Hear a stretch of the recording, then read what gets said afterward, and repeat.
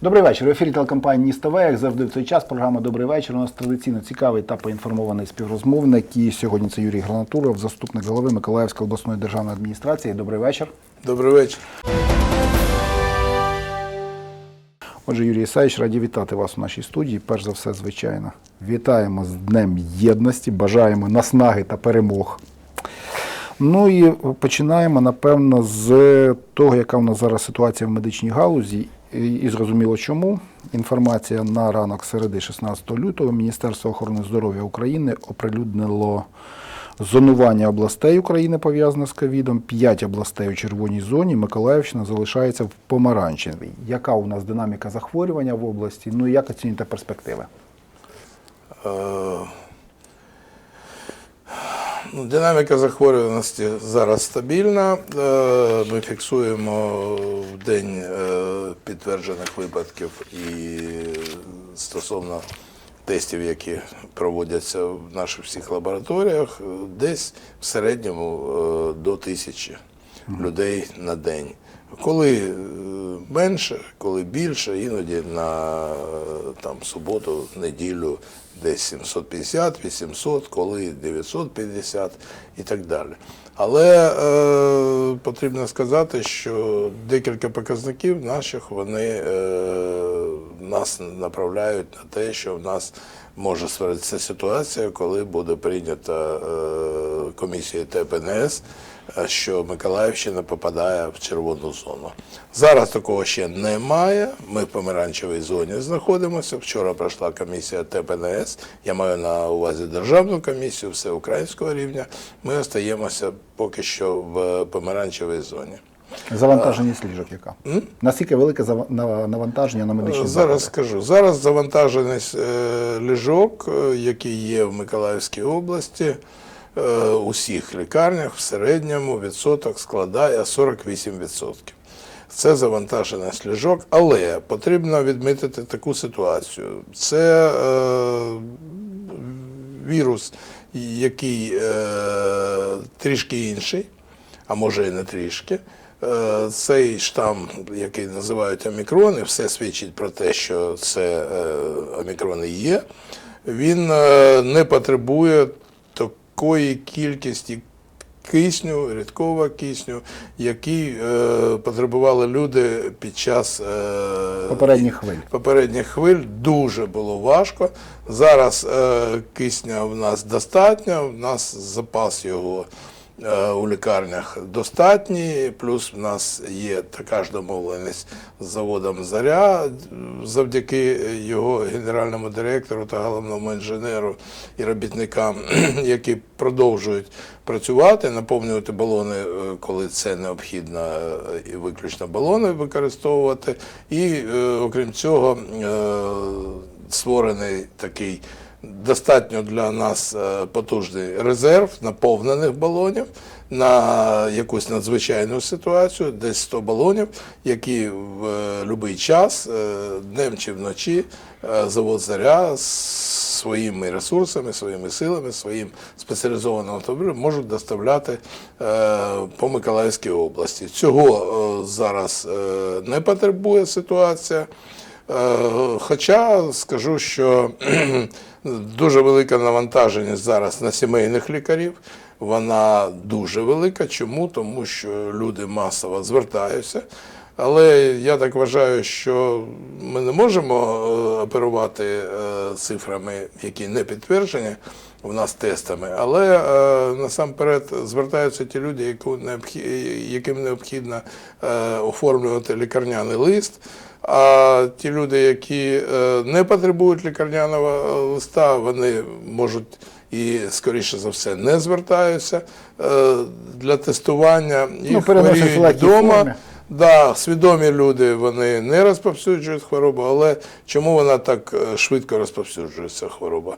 Тому що всі ці симптоми, які є в цього штаму омікрон, вони дуже-дуже схожі на дуже гостре респіраторне захворювання, на дуже важкий бронхит, на грип. Вони не свідчать про те, що щось інше. І люди часто звертаються. От сьогодні я розмовляв зі своїм другом, в якого жінка захворіла на ковід, і він мені радісно рапортував, що в неї вже підтверджений позитивний тест, а в нього ще ні. А через день все змінилося, і він теж був наражений на небезпеку омікрону, тому що фактично в сім'ях люди чи на роботі, чи в інших якихось громадських містах, вони передають цю хворобу один одному. Тому свідомість заключається в тому, щоб пройти дійсно самоізоляцію. Я сам нещодавно теж, в нас так, як така ланцюжок такий пішов, і у нас від колеги до колеги декілька днів, і нас дуже багато моїх колег, у тому числі і я, наразилися на цю небезпеку. Перші 2 дні було так непогано, так, невеликі симптоми, температура, все таке інше. А потім було достатньо складно переживати цю хворобу. І хочу сказати, що моя жінка, яка, здавалося, ми там все робили, щоб якось захиститися один від одного, але нічого не допомогло. Вона теж злегла, і ми 2 тижні хворіли. Вважаю, що подивився, як працює сімейний лікар. Ось познайомився вже близько з сімейним лікарем. Слава Богу, не потрібно було до цього. Я вам скажу і бачив, як працюють інші сімейні лікарі. Все дуже спокійно, професійно. Протокол виконують повністю, дають дуже такі слушні рекомендації. І все, що мені надали, нікого більше я не запитував, окрім сімейного лікаря.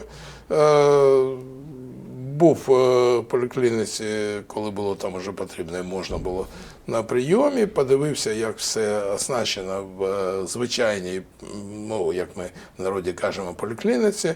Все дуже файно, дуже професійно, дуже стрімко, все не так вже й погано. І те, що десь за 7-8 днів вдалося цю хворобу в основному подолати, це теж професійність лікаря, який на протязі цієї хвороби змінював рекомендації в залежності від того, які самопочуття, які додавалися чи зникали симптоми. Тому хочу сказати, що там дуже багато людей на прийомах. На жаль, люди, які йдуть на прийоми, потрібно зателефонувати сімейному лікарю, поспілкуватися, і згідно цих симптомів, вона вже, сімейний лікар вже визначає, що робити. Чи потрібно там робити рентген, чи потрібно робити комп'ютерний томограф і так далі. Взагалі зараз, в основному люди не потребують цих досліджень.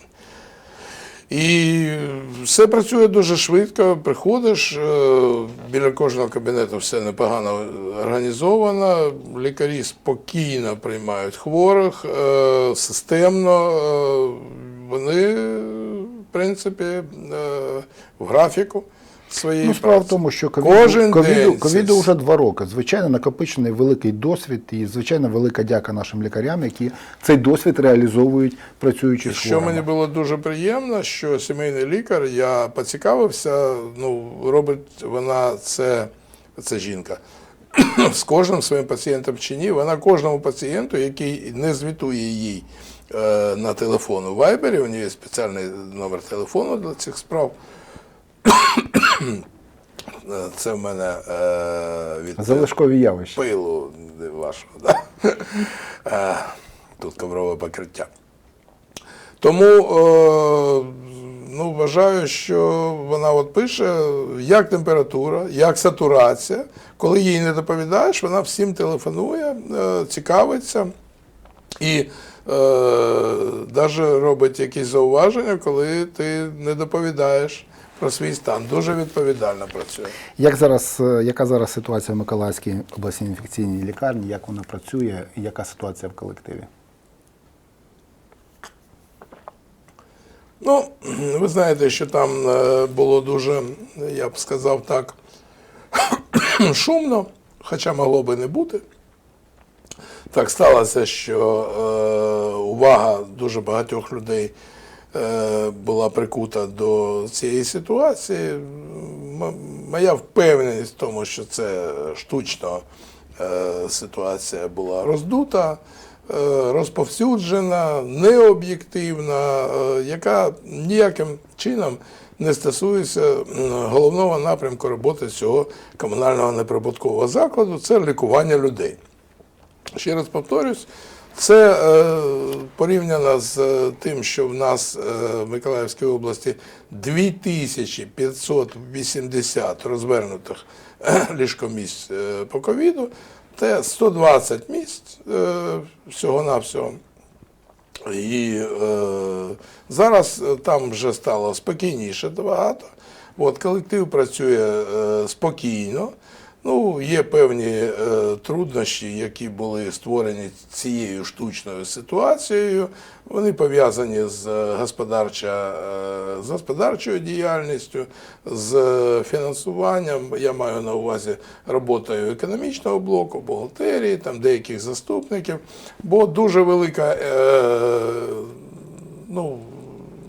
емоційність, яка була там присутня, вона не давала змоги об'єктивно там робити. Але зараз там дуже велика завантаженість, швидкі допомоги спокійно туди доставляють хворих, колектив медичних працівників, будь-то медична сестра, санітарка чи лікар, от, працюють професійно в спокійному режимі.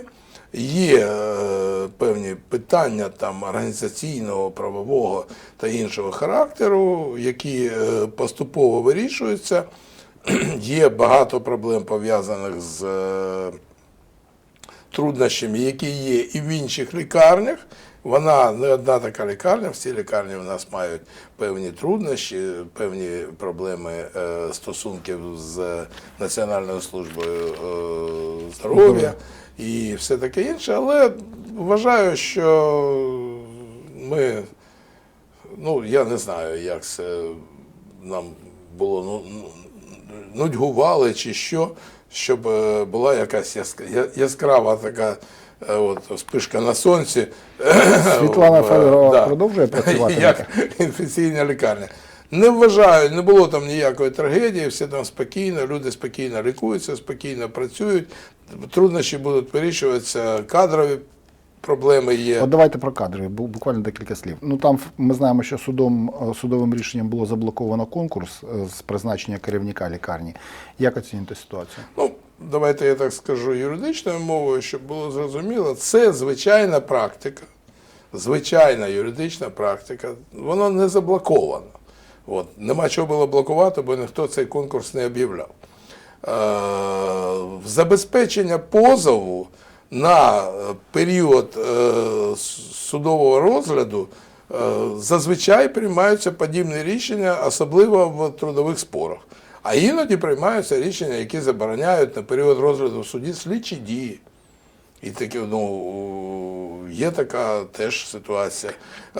Ми могли би, я маю на увазі обласна державна адміністрація і обласна рада, тому що об'ява конкурсу стосується обласної ради, могли би спокійно подати апеляцію на це рішення. Але навіщо?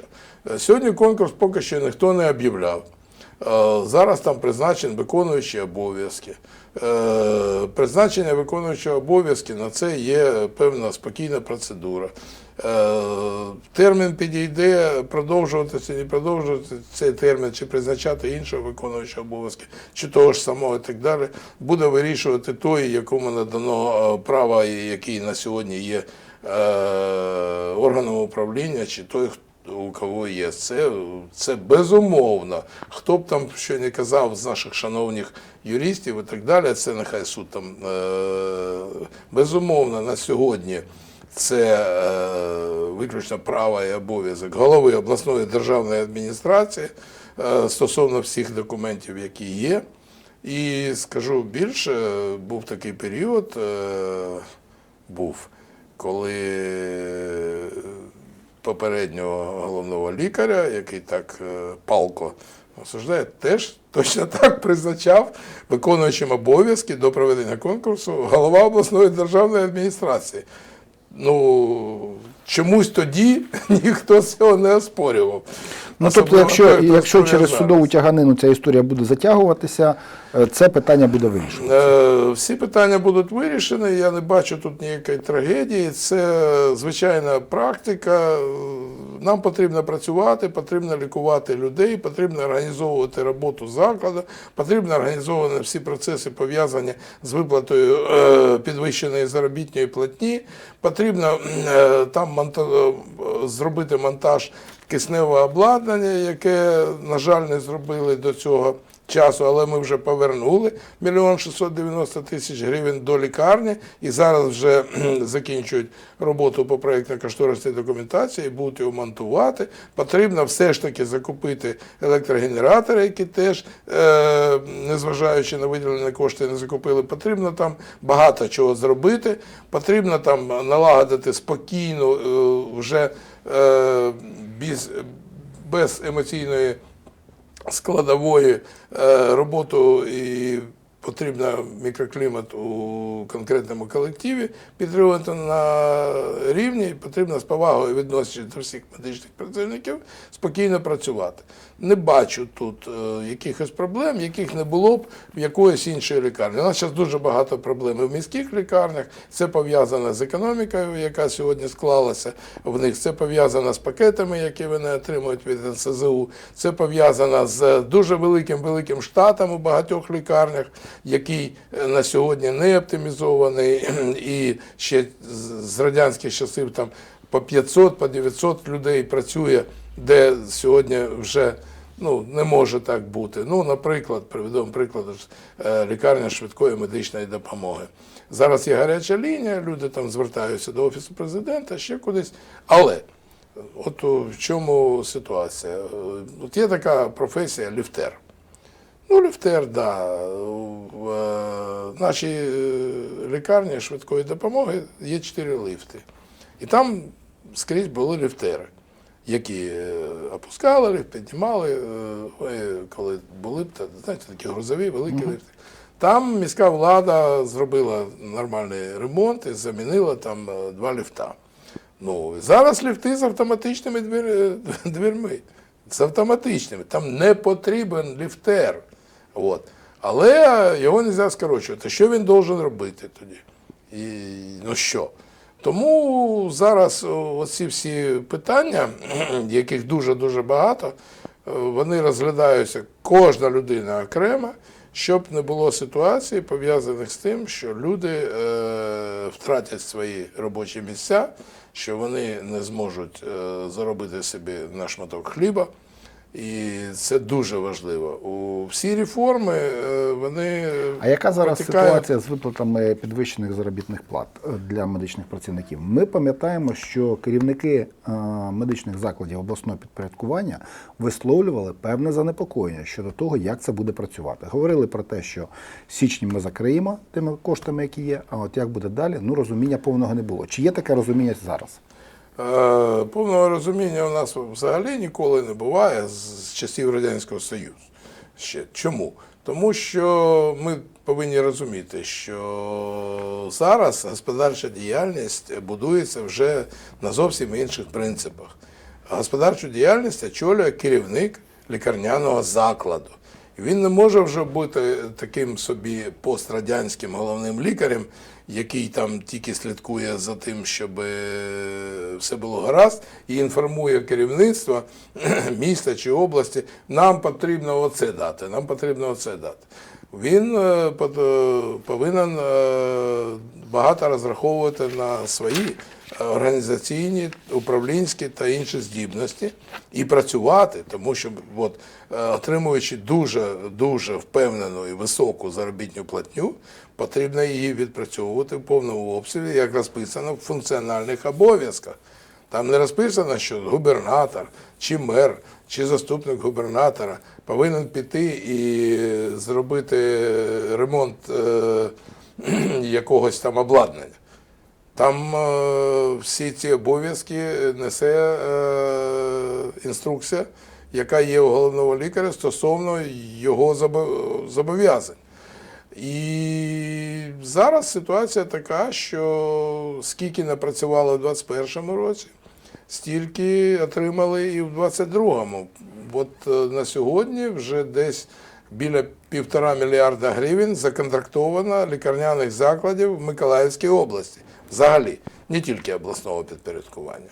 І в якихось установах заробітною платньою, яку ви назвали медичній сестрі 13 тисяч гривень, а 20 тисяч гривень лікарю, не менше, то в деяких лікарняних закладах все гаразд, а в деяких ні. Зараз поки що заробітна платня виплачена, тому що були резерви, які з прошлого року ще були, десь депозитні кошти, десь ще якісь заощаджені речі. Але зараз іде дуже жвавий діалог не тільки з Національною службою охорони здоров'я, а й з Кабінетом міністрів і з Офісом президента стосовно того, що для того, щоб виконати це в повному об'ємі, необхідно об'єктивно поглянути на кожний лікарняний заклад окремо. І цю роботу зараз ведуть. І там, де не може спрацювати дуже великий обсяг послуг, які надають і заробляють багато грошей, там не дуже добре. Ну, для прикладу скажу, самий великий фінансовий об'єм в нас отримує лікарня екстреної допомоги, швидка допомога, самий великий. Значно більше 300 мільйонів гривень на рік по пакету НСЗУ. І цього недостатньо. І коли б в нього не було декілька десятків мільйонів на депозитних щитах, то зараз він не зміг би, згідно цієї заробітної плати, розрахуватися з лікарями, медичними сестрами і так далі. Тому ці всі питання, вони є.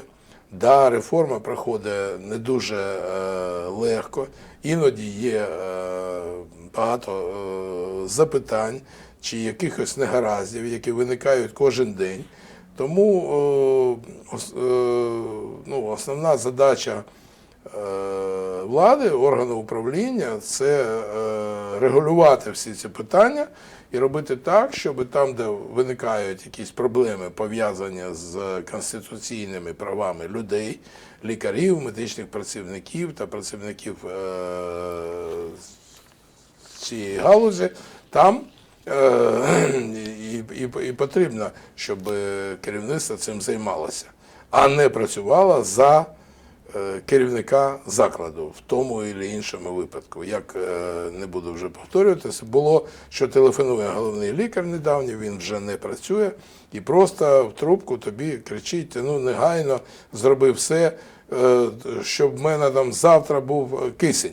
Тобто кошти в неї, договірні всі документи підписувала вона, всю господарчу діяльність веде вона, право вести якісь перемовини, об'являти тендери, заключати договори вона, а ти збігай там щось подай, принеси. Ні, в кожного повинна бути своя робота, і кожен її повинен виконувати в залежності від своєї совісті і від своїх, будемо говорити, управлінських навиків. Культура – ще один напрямок вашої роботи. Є тут декілька питань. Ну, не знаю, почнемо, напевно, з Російського драматичного театру. Як оцінюєте хід робіт з ремонту, коли на фасаді Російського театру будуть демонтовані огорожі і миколаївці зможуть вільно заходити у приміщення? Дивіться, це було в нас, як то кажуть, є така поговорка, бельмо на глазу, коли був розвалений фасад. Ні, насправді ми раді тому, що відбувається. І я дуже радий, я так пишаюся цим, що вдалося це нашій команді зробити. Це не дуже просто було, повірте мені, попасти в цей список об'єктів. І не дуже велика сума стосовно реставрації, але зато конкретна і свідома така, десь під 40 мільйонів гривень.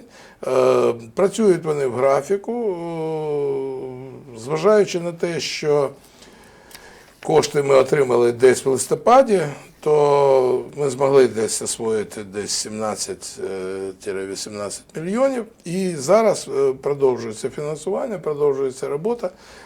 Але в чому там складнощі? Всі роботи там по утепленню, по капітальному ремонту, покрівлі і все таке інше, вони проводяться і зараз. Але роботи реставраційні, я маю на увазі історичного фасаду нашої культурної спадщини, вони можуть проводитися тільки в відповідних погодних умовах. Ці умови в нас будуть навесні, коли вже буде десь, може, квітень чи май місяць, травень, я маю на увазі, не раніше. Тому і я впевнений, що в цьому році повністю буде освоєна вся сума. Ремонт і зовнішній, і ще й внутрішній буде закінчений. Підрядник працює непогано, його контролює управління капітального будівництва. Окрім того, його контролює безпосередньо адміністрація театру. Ну і зрозуміло, що ми зі свого боку теж. Тому вважаю, що все йде по графіку. Якість, як відмічають наші фахівці, на нормативну ситуацію, все як годиться. Будемо сподіватися, що, і я можу сказати, будемо впевненими, що закінчимо у цьому році повністю ремонт Російського художнього, драматичного, академічного театру. До речі, театр працює в період капітального ремонту і працює дуже жваво, непогано, займається новаціями, проведенням дуже багатої кількості не тільки своїх календарних вистав, а й дуже багато різноманітних заходів. Тому вважаю, що тут всім миром ситуація йде по графіку і нормально. Обласна філармонія. Чи залишаються актуальними плани щодо того, що обласна філармонія під її потреби буде передано і реконструйовано будинок офіцерів флоту у місті Миколаїв? Ми спілкувалися багато з міністром культури і інформації Олександром Ткаченко. Віталій Кім з ним безпосередньо зустрічався з цього питання, для того, щоб ми змогли отримати перемогу у конкурсі на програму «Велика реставрація» будинку офіцерів флоту. Да, це міська на сьогодні комунальна власність, але це не має ніякого значення. Це міська власність, обласна власність, державна власність, приватна власність. Це історична, культурна спадщина. Це пам'ятник архітектури, унікальний. Я ще навчався, коли в інституті, в нас викладав античну літературу, а потім там інші науки, завідуючий кафедри, потім вже світової літератури Шкаруба Леонід Михайлович, який дуже ще був захоплений різного роду зодчеством. І ось він нам, як приклад, на Миколаївщині, це унікальний об'єкт епохи класицизму. І він в такому жахливому стані. Тому культурну спадщину є неможливо розподіляти там на чию ту чи іншу власність. І ми, як представники в Миколаївській області, президента і вищого органу виконавчої влади Кабінету міністрів, зобов'язані робити все для того, щоб охорона культурної спадщини була і стосовно реконструкції чи реставрації тих чи інших об'єктів. Тому ми працюємо над цим питанням, будемо подавати всі необхідні документи для того, щоб в квітні на конкурсі отримати хоча б перший транш, а нам необхідно зараз отримати гроші на проєктно-кошторисну документацію. Коли ми їх не отримуємо, тому ми заклали в бюджет обласний як вважаємо, що і місто точно так зробить. І ми спільними зусиллями нашу унікальну культурну спадщину запроєктуємо на реставраційні роботи. І далі вже будемо отримувати необхідні кошти для безпосередньої реставрації. Це дуже амбітний і дуже дорогий проєкт, але це потрібно робити. У нас не так багато об'єктів, які знаходяться в такому жахливому стані і мають таку історичну та культурну Тобто зараз цінність. можна сподіватися на те, що так чи інакше будуть отримати кошти на проєктно-кошторисну документацію. Ну, обласна... Або місцева влада профінансує, обласна і міська, Обласна рада або розраховуєте на державний бюджет. Обласна рада вже у цьому бюджеті виділила і проголосувала кошти на проєктно-кошторисну документацію. От, місто теж зробить це. Тому я вважаю, були перемовини у Віталія Кіма з Олександром Сенкевичем, він нормально до цієї ситуації відноситься. І така, я б сказав, така спільна, дружня робота у цьому напрямку, вона тільки дає впевненість в тому, що разом добре не тільки батька бити, але й будувати. Да. Миколаївський фаховий коледж музичного мистецтва. Ну, точно можна сказати, що заклад знаковий для міста Миколаєва, справжня кузня талантів та фахівців, але маємо те, що маємо. Які перспективи? Ну, у цьому році завдяки не тільки нашій спільній роботі нашої команди, завдяки принциповій позиції Віталія Кіма, а ще завдяки принциповій позиції голови обласної ради Ганни Замазеєвої та депутатів обласної ради, які теж опікуються цим закладом, виділено кошти на актуалізацію проєктно-кошторисної документації, достатні кошти. З мертвої крапки це здвинулося, і як тільки буде зроблена нормальна проєктно-кошторисна документація, можна вирішувати питання його подальшої долі цього закладу стосовно його капітального ремонту та реставрації фасаду. Але це не все, що потрібно. Цим закладом не займалися десятиріччями. Там, ви знаєте, що недостатньо приміщень, там в результаті якихось там не дуже зрозумілих дій декілька років тому, 10-15, тоді одну споруду передали коледжу, другу порядка 20 років вже пройшло. Але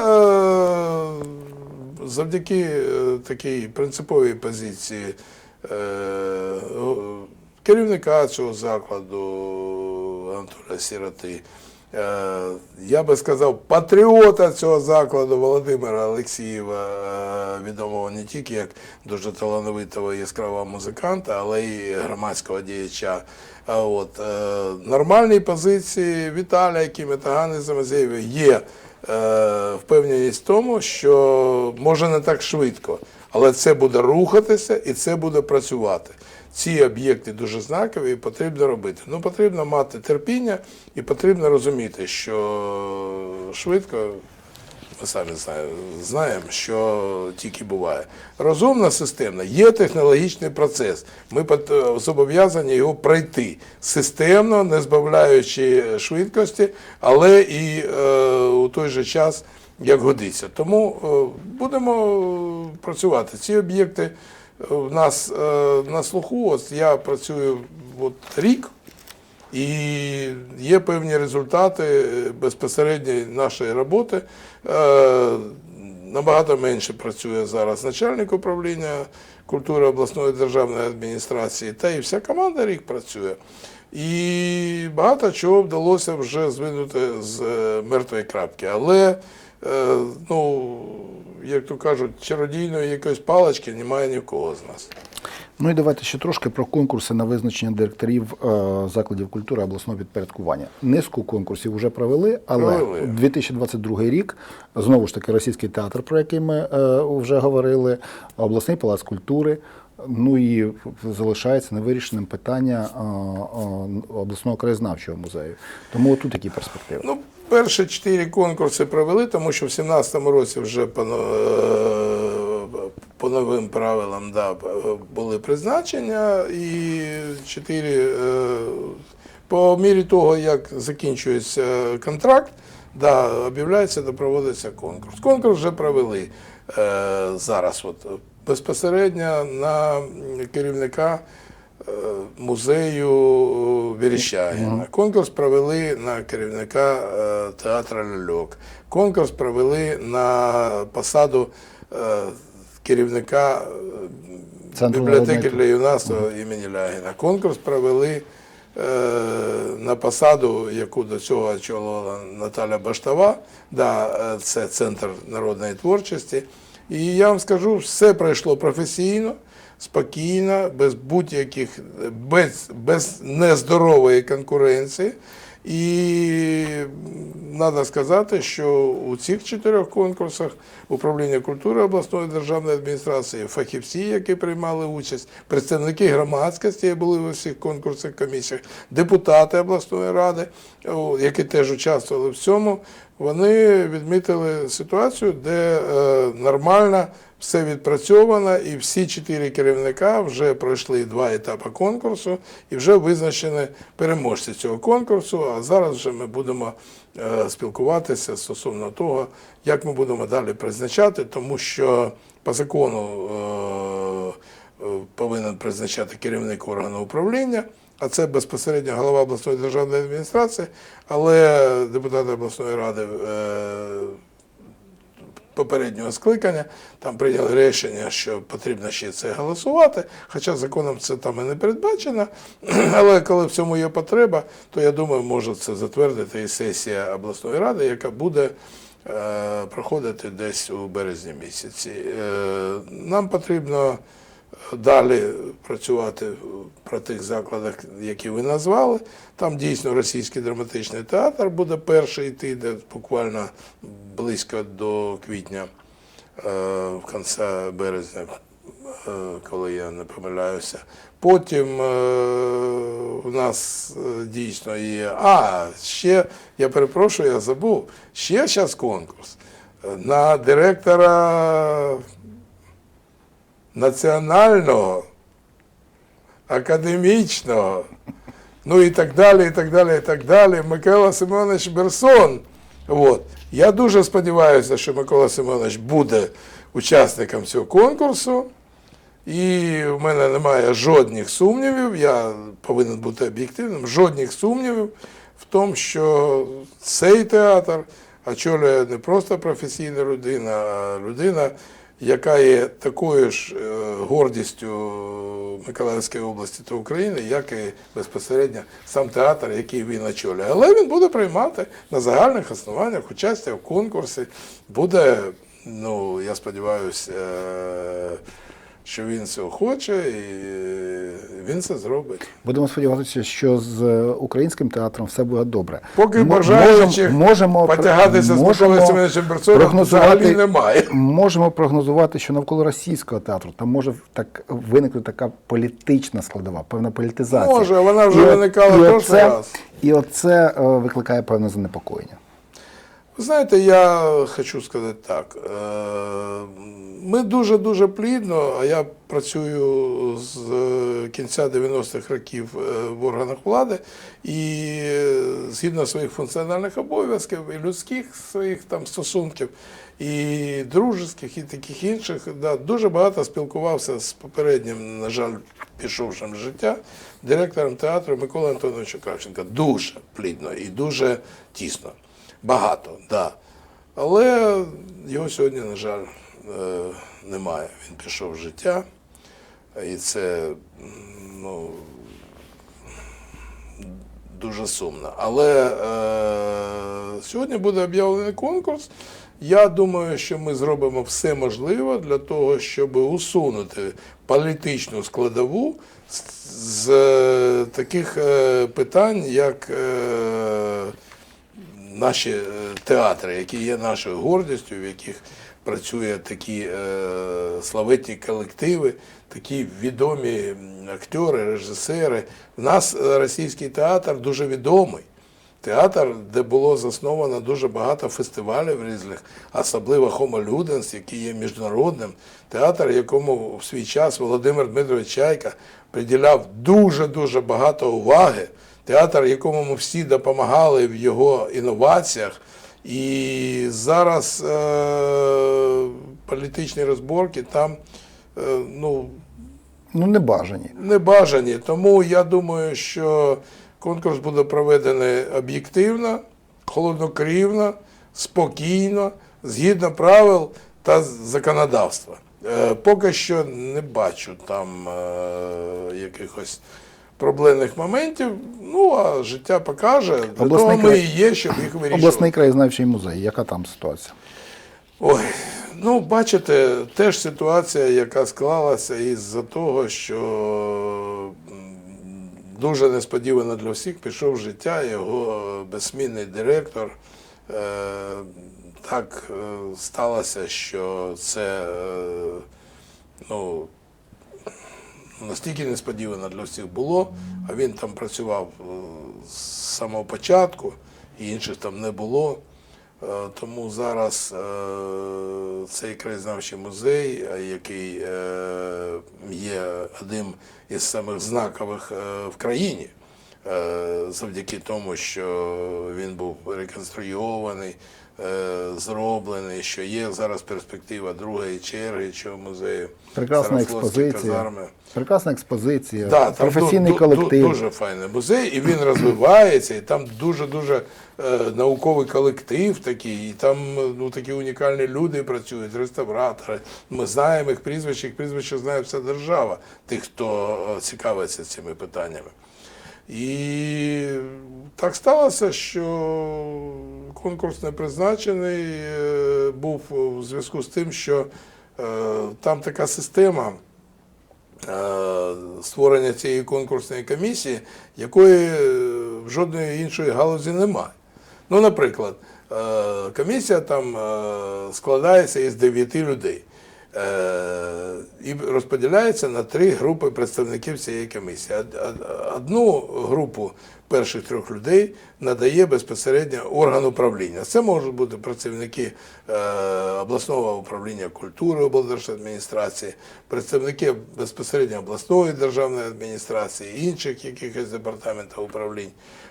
Друга складова – це 3 представника конкурсної комісії, яких визначає безпосередньо трудовий колектив. Кого б вони не визначили. Безумовно, фахівців. Наприклад, туди був визначений, тому що конкурс ми вже об'являли, туди був визначений, наприклад, Володимир Миколаївич Топчий, Сергій Росляков. Колектив їм довірив, вони теж там 3 людини були у цій конкурсній комісії. А ось третя складова, вона така складнувата. Чому? Тому що це представники громадськості, громадських організацій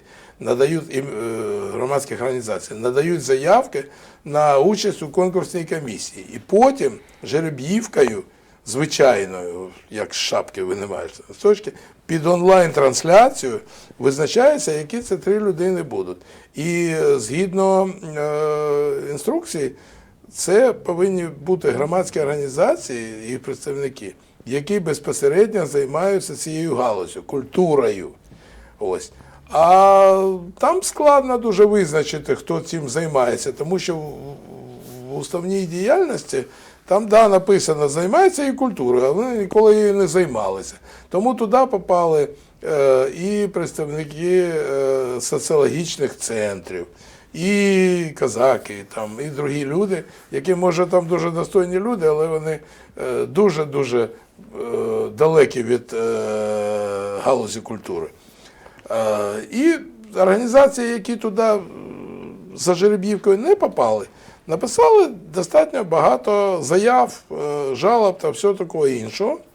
І виникла така дискусія, хто ж там більш культурний, менш культурний, яка переросла в напругу дуже велику, і тому не змогли сформувати нормально в результаті цього протистояння конкурсну комісію і направили до Мінкульту прохання роз'яснити цю ситуацію і визначитись. Ну, Мінкульт визначився специфічно.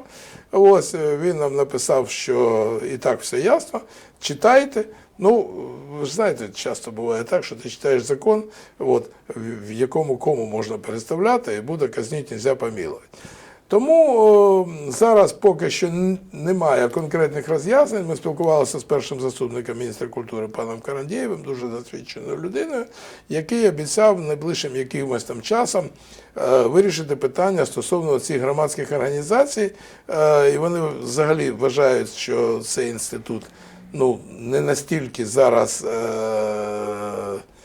будемо казати, професійний, і певні труднощі виникають в дуже багатьох ситуаціях, де якась цікавість виникає у багатьох людей. Є декілька таких установ, до яких всі мають на увазі. От ми влітку будемо мати конкурс на директора нашого обласного палацу культури. Ми вже з вами пам'ятаємо, як 5 років тому проходив цей конкурс. Гаряче. Дуже яскраво, дуже гаряче, дуже емоційно. І, на жаль... Я знаю людей, в яких з тих пір дуже складні відносини. Так, в багатьох. Слава Богу, що це період вже так, час все зневелював, але... І тому наше основне завдання – це, щоб очолили ці заклади, згідно того закону, який є, професійні люди, які підходять бути керівниками, які мають відповідні знання, відповідний досвід, відповідну кваліфікацію і які будуть працювати на благо миколаївців, тому що це дуже тонка сфера, в якої якісь експерименти небажані. Недоречні, звичайно. Ну, будемо сподіватися, що так все і буде. Юрій Гранатуров, заступник голови Миколаївської обласної державної адміністрації, був сьогодні нашим гостем та відповідав на наші питання. Дякую, все найкраще, успіхів вам. До І побачення. вам дякую. Єднаємося. Єднаємося.